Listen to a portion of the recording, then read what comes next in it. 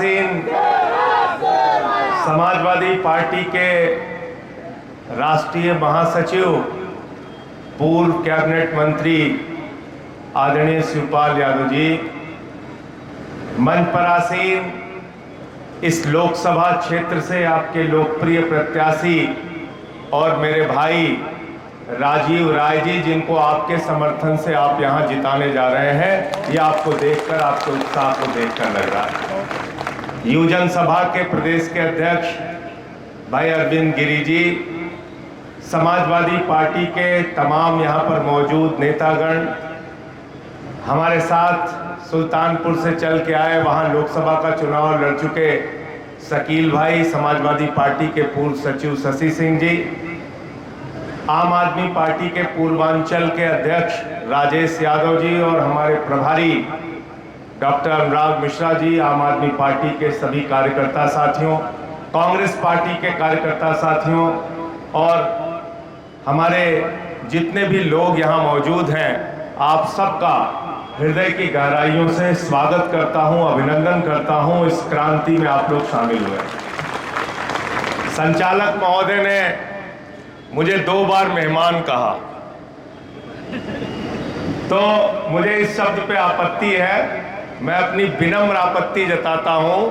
मैं समाजवादी युवजन सभा का प्रदेश का सचिव रहा हूं और जम के लड़ाई लड़ा हूं, जेल भी गया हूं, लाठी भी खाया हूं, मुकदमे भी लिखवाए। और ये अरविंद गिरी उस समय हमारे साथ होता था। अरविंद कहाँ गया? संजय भैया जिंदाबाद, और भैया जिंदाबाद। नेताजी अब इस दुनिया में नहीं है, लेकिन जब आंदोलन होता था तो वो हिसाब लेते थे, युवजन सभा वाले कितने लाठी खाए, लोहिया वाले कितने खाए, मुलायम सिंह यूथ ब्रिगेड वाले कितने खाए, समाजवादी पार्टी के जिला अध्यक्ष ने क्या किया, विधानसभा के अध्यक्ष ने क्या किया, कहां रास्ता रोका गया, कहां आंदोलन किया गया। हम लोग आंदोलन के कोख से पैदा हुए हैं, किसी मोदी और किसी सरकार की तानाशाही से डरते नहीं। मुझे 6 महीने तक जेल में रखा मोदी जी की सरकार ने, और गुनाह सिर्फ एक था कि इनसे आंख से आंख में मिला के बात करता था। और मैंने संसद के अंदर नारा लगाया था, मोदी अडानी भाई भाई, देश बेच के खाई मलाई। पूरा देश बेच रहे हो आप। अभी रोजगार का जिक्र कर रहे थे राजीव राय जी, कहां रोजगार बचा आपका? प्रधानमंत्री जी ने आपको गारंटी दी थी 2 करोड़ नौकरी हर साल देंगे नौजवानों, हमको वोट दे दो। 20 करोड़ नौकरी मिलनी थी 10 साल में, 80 करोड़ लोगों को 5 किलो राशन की लाइन में खड़ा कर दिया। कोयला अपने दोस्त को दिया, गैस अपने दोस्त को दिया, बिजली अपने दोस्त को दिया, पानी अपने दोस्त को दिया, सड़क अपने दोस्त को दिया, आकाश अपने दोस्त को दिया, एयरपोर्ट अपने दोस्त को दिया, पोर्ट अपने दोस्त को दिया, 2.5 लाख करोड़ का कर्जा अडानी को दिया। पहले रेल में चाय बेचते थे, अब रेल बेच रहे हैं। और हमसे क्या कर रहे हैं? कह रहे गाजीपुर वालों, घोसी वालों, बलिया वालों, पूर्वांचल का जो नौजवान सुबह 4 बजे उठ के परिश्रम करके अपने शरीर को तैयार करता था, -45 डिग्री टेम्परेचर में सियाचिन में ड्यूटी करता था, +50 डिग्री टेम्परेचर में जैसलमेर में ड्यूटी करता था, कहता था भारत की सीमा की रक्षा के लिए अगर अपने सीने पे गोली खानी पड़ेगी तो उसके लिए भी तैयार है। उन नौजवानों को भी आपने धोखा दे दिया, अग्निवीर बना दिया। कह रहे 4 साल की नौकरी, 17 साल में हमारा जवान सेना में भर्ती होगा, 21 साल में वो रिटायर हो जाएगा। अरे प्रधानमंत्री जी, जब हमारे घर का बेटा 21 साल में रिटायर हो जाएगा तो 73 साल की उम्र में तुमको भी रिटायर कर देंगे, तुमको तीसरी बार मौका नहीं देंगे। बताओ मिलना चाहिए कि नहीं मिलना चाहिए मोदी को मौका? मोदी को मौका मिलना चाहिए कि नहीं मिलना चाहिए? नहीं मिलना चाहिए, और ये आपको तय करना है। मोदी को रिटायर करोगे ना आप लोग? पीछे तक हाथ उठा के बताओ, रिटायर कर देना। और शिवपाल जी यहां बैठे हैं, अखिलेश जी के सामने भी बात हुई, राहुल गांधी जी भी मौजूद थे। जिस दिन इंडिया गठबंधन की सरकार बनेगी 48 घंटे के अंदर अग्निवीर योजना को कूड़ेदान में डालेंगे। पुरानी भर्ती फिर से शुरू होगी। पुरानी भर्ती फिर से शुरू होगी। जैसे सेना में पहले भर्ती होती थी वैसे ही भर्ती होगी सेना के अंदर। भारत के रक्षा मंत्री भी रहे मुलायम सिंह यादव जी, आप सब लोग जानते हैं, हमेशा सेना के गौरव को बढ़ाने का काम किया। नेताजी जब रक्षा मंत्री बने तो उन्होंने कहा अगर कोई जवान हमारा सीमा पे शहीद होता है तो उसकी डेड बॉडी, उसका जो पार्थिव शरीर है वो उसके घर आएगा, उसके पहले शरीर घर नहीं आता था। ये श्रेय अगर किसी को जाता है तो नेताजी मुलायम सिंह यादव जी को।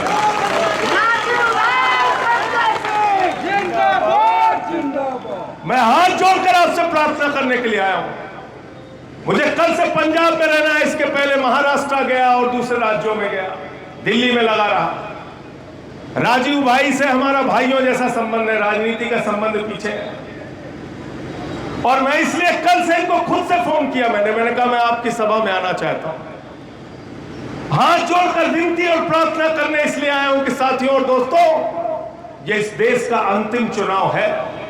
अगर गलती से नरेंद्र मोदी चुनाव जीत गए तो इसके बाद इस देश के अंदर चुनाव नहीं होगा। याद रखना, पुतिन और किम जोंग का मॉडल इस देश के अंदर लागू होगा। ये चुनाव बाबा साहब डॉक्टर भीमराव अंबेडकर जी के संविधान को बचाने का चुनाव है। यह चुनाव दलितों को, पिछड़ों को, आदिवासियों को मिलने वाले आरक्षण को बचाने का चुनाव है। यह चुनाव भारत के अंदर चुनाव और अपने वोट की ताकत को बचाने का चुनाव है। इस बार अपना वोट बचाने के लिए वोट देना, यह कहने के लिए आया हूं। आपने देखा सूरत के अंदर बगैर चुनाव के बीजेपी का कैंडिडेट जीत गया। इंदौर के अंदर कांग्रेस के कैंडिडेट का अपहरण कर लिया गया।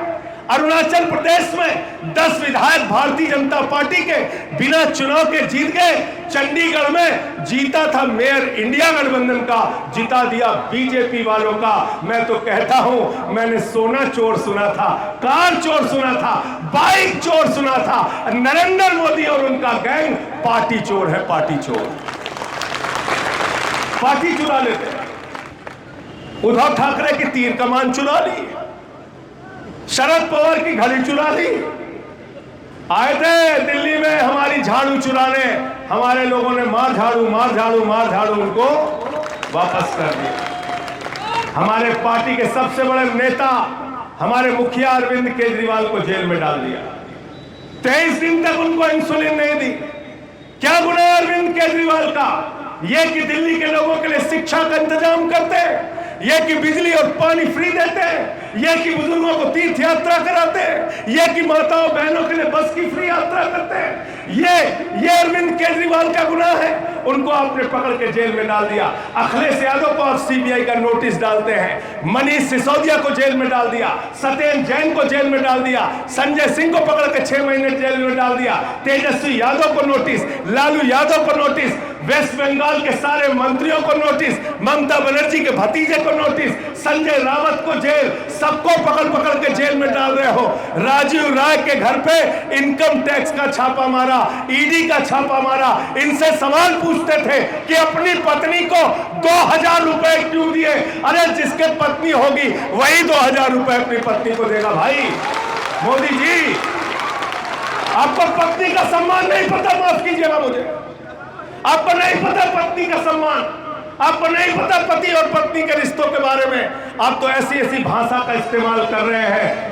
हर चलन के बाद भारतीय जनता पार्टी का वोट गिर रहा है और हर चरण के बाद प्रधानमंत्री की भाषा गिर रही है, लगातार गिरती जा रही है। क्या बोला बिहार में? हमारे बिहार की महिलाओं का अपमान किया प्रधानमंत्री जी ने। कल उन्होंने एक भाषण दिया, कहते हैं लालटेन लेकर मुजरा करने वाली जमात। यह भारत का प्रधानमंत्री बोल रहा है साथियों और दोस्तों, लालटेन लेकर मुजरा करने वाली जमात। अरे आरजेडी के अंदर जो हमारी महिला कार्यकर्ता है वो लालटेन लेकर चलती है, अपने पार्टी का सिंबल स्वाभिमान और सम्मान के लेके चलती हैं, उनको मुद्रा करने वाले अगर तुम कह रहे हो प्रधानमंत्री जी, तो मैं कहना चाहता हूं आपकी हिम्मत नहीं होनी चाहिए बिहार की महिलाओं का अपमान करने का। और बिहार की महिलाएं, बिहार के नौजवान, बिहार के बुजुर्ग, पूरे बिहारी, पूरे पूर्वांचल के लोग इस अपमान का बदला लेंगे। प्रधानमंत्री जी, आपकी भाषा तो ऐसी है, मैं तो कहना चाहता हूं, कभी आप 50 करोड़ की गर्लफ्रेंड बोलते हो, कभी आप कांग्रेस की विधवा बोलते हो, कभी आप जर्सी गाय बोलते हो, कभी केजरीवाल को बदनसीब और नक्सलवादी बोलते हो, कभी उद्धव ठाकरे को नकली संतान बोलते हो, कभी शरद पवार को भटकती आत्मा बोलते हो। प्रधानमंत्री जी, मैं तो आपको कहना चाहता हूं, ये जो भाषा है, ये भाषा एक सड़क छाप बत्ती की भाषा है, प्रधानमंत्री की भाषा नहीं है। प्रधानमंत्री की भाषा नहीं है। और आज इसलिए ये लोग बौखलाए हुए हैं कि हमने इनकी असलियत खोल दी। आरएसएस और बीजेपी हमेशा से बाबा साहब के संविधान के खिलाफ रहे हैं। आरएसएस और बीजेपी हमेशा से आरक्षण व्यवस्था के खिलाफ रहे हैं। इसलिए साथियों और दोस्तों, इस बार अपने आप को बचाने के लिए और चुनाव को बचाने के लिए वोट देना। यहां पर पिछले चुनाव में समाजवादियों के भरोसे जो जीते थे, समाजवादी पार्टी के कार्यकर्ताओं ने जिनके लिए प्रचार किया था, वो मंत्री जी अपने बेटे को लेके आ गए, बीच में चले गए भाजपा की गोदी में, मंत्री जी बन गए और मंत्री जी बन के अपने बेटे को लड़ाने के लिए आ गए चुनाव में। अखिलेश यादव की बदौलत, समाजवादी पार्टी के कार्यकर्ताओं की बदौलत मिलकर आप चुनाव लड़े थे। आपकी जिम्मेदारी थी, जितने विधायक आपके जीते थे सब पहले इस्तीफा देते, तब आप राजनीति करने आते, तब आप मैदान में जाते। और क्या बोला था ओम प्रकाश राजभर जी ने? बोला था राजीव राज, मैं नहीं बोल रहा हूं। उन्होंने क्या कहा था? उन्होंने कहा था भारतीय जनता पार्टी में लीडर नहीं होते, लोडर होते हैं। बोला था नहीं बोला था? झूठ तो नहीं बोल रहा हूं मैं, बोला था ना? कहा था लीडर नहीं लोडर होते हैं। अरे लीडर तो यहां बनना था, लोडर बनने क्यों चले गए भैया बीजेपी में? बताओ ना, क्यों चले गए आप लोडर बनने? मैं आप लोगों से कहने के लिए आया हूं, कहीं किसी गलतफहमी में मत रहना। राजीव राय जी को सभी समाज के लोगों का वोट मिल रहा है और जिसको सबका वोट मिलता है वही चुनाव में जीतता है, और वो काम इनके साथ होने जा रहा है। मोदी जी कहते हैं हमारी ये गारंटी है। मैंने मोदी जी से कहा, मोदी जी आपकी एक गारंटी है। लोगों ने हमसे कहा भाई ये गारंटी मोदी जी ने की है पूरी? हमने कहा हाँ की है। बोले क्या? मैंने कहा 2 करोड़ नौकरी देकर, नौकरी का वादा करके नौजवानों से झूठ बोला, किसानों की आमदनी दोगुना करने का वादा करके किसानों से झूठ बोला, रुपया मजबूत करने का वादा करके देश की जनता से झूठ बोला, 15 अगस्त 2022 तक सबको पक्का मकान देने का वादा करके इस देश के लोगों से झूठ बोला। प्रधानमंत्री जी ने महंगाई कम करने का वादा करके इस देश के लोगों से झूठ बोला। 250 रुपए लीटर सरसों का तेल बिका, 120 रुपए लीटर पेट्रोल बिका, 100 रुपए लीटर डीजल बिका, सब्जियां महंगी हो गई, आसमान पे चला गया सिलेंडर का दाम, 1200 रुपए का हो गया। और काला धन लाकर हर खाते में कितना देने वाले थे? जोर से बोलिए, सबको याद है, कोई भूला नहीं है। राजू भाई, यहां भी किसी का 15 लाख नहीं आया, 15 पैसे नहीं आए। और हमारी माताएं बहनें जो बैठी है, इन्होंने अपने पति से छिपा के 1500 की नोट संदूक में रखी थी कि बेटी की शादी होगी तो ये पैसा काम आएगा, घर में कोई बीमार होगा तो ये पैसा काम आएगा। मोदी जी ने कहा माताओं और बहनों, यही काला धन है, लाइन में लग के इसको जमा कर दो, उसको भी खाली करा दिया। तो काला धन लाने के नाम पे झूठ बोला। तो प्रधानमंत्री जी की एक ही गारंटी है, झूठ बोलने की गारंटी, झूठ बोलने की गारंटी। अभी क्या कह रहे हैं? कह रहे 400 पार, 400 पार, 400 पार। गए बंगाल में, कहने लगे 200 पार, 200 पार, 200 पार। आई 73 सीट। गए झारखंड में, कहने लगे 65 पार, 65 पार, 65 पार। आई 23 सीट। गए महाराष्ट्र में, कहने लगे 150 पार, 150 पार, 150 पार। आई 105 सीट। गए कर्नाटक में, कहने लगे 130 पार, 130 पार, 130 पार। आई 65 सीट। गए हरियाणा में, कहने लगे 75 पार, 75 पार, 75 पार। आई 40 सीट। गए दिल्ली में, कहने लगे 45 पार, 45 पार, 45 पार। आई 8 सीट। गए मिजोरम में, कहने लगे 21 पार, 21 पार, 21 पार। आई 1 सीट। अब कह रहे 400 पार, 400 पार, 400 पार। जनता करे तड़ी पार, तड़ी पार, तड़ी पार। तड़ी पार करना है कि नहीं करना, बताओ।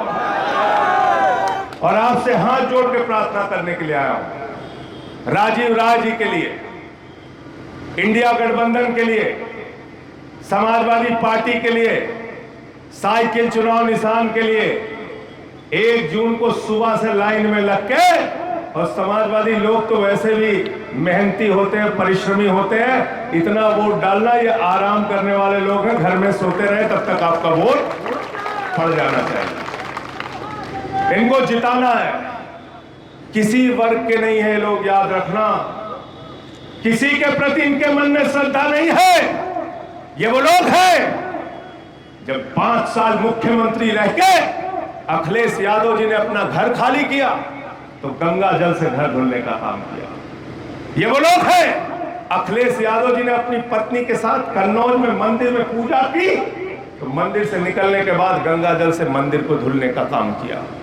मैं आप लोगों से कहने के लिए आया हूं, अखिलेश यादव के इस अपमान का बदला अपने वोट की ताकत से आपको लेना है। लेना है कि नहीं लेना है, बताओ। मंदिर का शिलान्यास हो रहा था, तत्कालीन राष्ट्रपति हमारे श्री रामनाथ कोविंद जी दलित समाज से आते हैं, भागवत बुलाए जाते हैं, राज्यपाल बुलाई जाती है, लेकिन हमारे देश के राष्ट्रपति को नहीं बुलाया गया, रामनाथ कोविंद जी को शिलान्यास में नहीं बुलाया गया। मंदिर का उद्घाटन होता है, देश के प्रधानमंत्री जाते हैं, उत्तर प्रदेश के मुख्यमंत्री जाते हैं, भागवत जी जाते हैं, राज्यपाल जाती हैं, जो आदिवासी समाज से हमारी राष्ट्रपति आती हैं द्रौपदी मुर्मू जी, उनको नहीं बुलाया गया। ये लोग नफरत करते हैं दलितों से, पिछड़ों से, आदिवासियों से। और इतना ही नहीं, अब तो इनकी नफरत इतनी आगे बढ़ चुकी है कि ये किसी के भी सगे नहीं है। पहले हिंदू को मुसलमान से लड़ाओ, फिर हिंदू को सिख से लड़ाओ, फिर हिंदू को ईसाई से लड़ाओ, फिर हिंदू को हिंदू से लड़ाओ, मराठा को गैर मराठा से लड़ाओ, जाट को गैर जाट से लड़ाओ। और अब तो क्षत्रिय समाज का इतना बड़ा अपमान किया कि क्षत्रिय समाज के लोग तो पूरे देश में संकल्प ले चुके हैं, सौगंध खा चुके हैं कि किसी भी हालत में भारतीय जनता पार्टी को वोट नहीं देंगे। क्या बोला? इनका एक मंत्री है, कैबिनेट मंत्री रूपाला, वो क्षत्रिय समाज के बहू बेटियों पे सवाल उठाया उसने। हमसे लड़ो, हमको मारो, हम पे गोलियां चलाओ, हमको जेल में डाल दो, हमें चिंता नहीं है, लेकिन हमारे परिवार की बहू बेटियों पे सवाल उठाओगे तो तुम्हारे घर में घुस के तुमको पराजित करने का काम करेंगे, याद रखना। और इस समय तो अलग ही राजनीति चल रही है। केजरीवाल जी ने उसका खुलासा कर दिया, पूरी भाजपा बौखला गई। केजरीवाल जी ने कहा 75 साल में मोदी जी रिटायर हो गए, उसके बाद अमित शाह को प्रधानमंत्री बनाएंगे, और गलती से अगर बीजेपी वाले जीत गए तो 2 महीने में योगी जी को हटाएंगे। पूरी भाजपा बौखला गई, कहने लगे नहीं नहीं मोदी जी रहेंगे, मोदी जी रहेंगे, मोदी जी रहेंगे। किसी एक आदमी ने नहीं कहा कि योगी जी रहेंगे। किसी ने कहा क्या, बताओ भाई? किसी ने कहा? इसका मतलब 2 महीने के अंदर नरेंद्र मोदी और अमित शाह मिलकर योगी का बुढ़िया बिस्तर बांध के वापस भेजने का काम करेंगे। करेंगे कि नहीं करेंगे, बताओ? इनका बुढ़िया बिस्तर बांधने का काम करेंगे। साथियों और दोस्तों, मैं आप सबसे ये कहने के लिए आया हूं, ये क्रांतिकारियों की धरती है। मुझे कई बार लोग कहते हैं संसद में आप बहुत अच्छा बोलते हैं, तो मुझे याद आते हैं लाडली मोहन निगम जी, मुझे याद आते हैं मधुलिमेर जी, मुझे याद आते हैं जनेश्वर मिश्रा जी, मुझे याद आते हैं मोहन सिंह जी, मुझे याद आते हैं चंद्रशेखर जी। पूर्वांचल की धरती ने इतने वक्ता दिए हैं, इतने संघर्षशील नेता दिए हैं, इतने बोलने वाले दिए हैं, इतने लड़ने वाले दिए हैं। कि हमारे सीने कम नहीं पड़ेंगे, हमारे सर कम नहीं पड़ेंगे, हमारा हौसला कम नहीं पड़ेगा। मोदी के फरमान से देश नहीं चलेगा, ये देश चलेगा बाबा साहब के संविधान से। बाबा साहब के संविधान से चलेगा ये देश। आज आपके सामने तमाम वो मुद्दे हैं, आपकी जिंदगी की दुश्वारियां हैं, महंगाई का सवाल है, बेरोजगारी का सवाल है, अशिक्षा का सवाल है, पेपर लीक तो बताया ही राजीव राजी ने।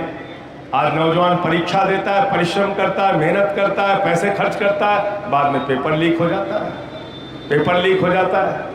तो अंत में इन्हीं लाइनों के साथ कि कैसे कैसे मंजर अभी आने लगे हैं और गाते गाते लोग चिल्लाने लगे हैं, बदल डालो इस तालाब के पानी को, कमल के फूल तो मुरझाने लगे हैं, कमल के फूल तो मुरझाने लगे हैं। संजय भैया जिंदाबाद, जिंदाबाद। यह अमन बिक रहा है, चमन बिक रहा है, गरीबों के तन का कफन बिक रहा है, बाजारों में बहनों का तन बिक रहा है। यारो बुरा न मानो तो कह दूं, इन बेईमानों के हाथों वतन बिक रहा है, इन बेईमानों के हाथों वतन बिक रहा है। सारे भ्रष्टाचारी आज नरेंद्र मोदी के साथ हैं, वो चाहे अजीत पवार हो, वो चाहे छगन भुजबल हो, वो चाहे हसन मुशर्रफ हो, वो चाहे प्रफुल्ल पटेल हो, वो चाहे अशोक चौहान हो, वो चाहे जनार्दन रेड्डी हो, वो चाहे येदियुरप्पा हो, वो चाहे मुकुल राय हो, वो चाहे शुभेंदु अधिकारी हो। देश के सारे भ्रष्टाचारी आज नरेंद्र मोदी के साथ हैं। ये सब कुछ अगर आपको याद रहेगा, महंगाई और बेरोजगारी अगर आपको याद रहेगी, तो ये साइकिल निशान भी आपको याद रहेगा, राजीव राय भी आपको याद रहेंगे, इंडिया गठबंधन भी याद रहेगा। और जितने वादे हम लोगों ने किए हैं, एक एक वादे हम लोग पूरा करके दिखाएंगे। बहुत बहुत शुक्रिया, बहुत बहुत धन्यवाद। इंकलाब जिंदाबाद, समाजवाद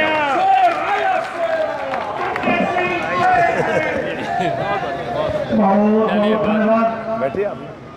अब मैं अपने महबूब ने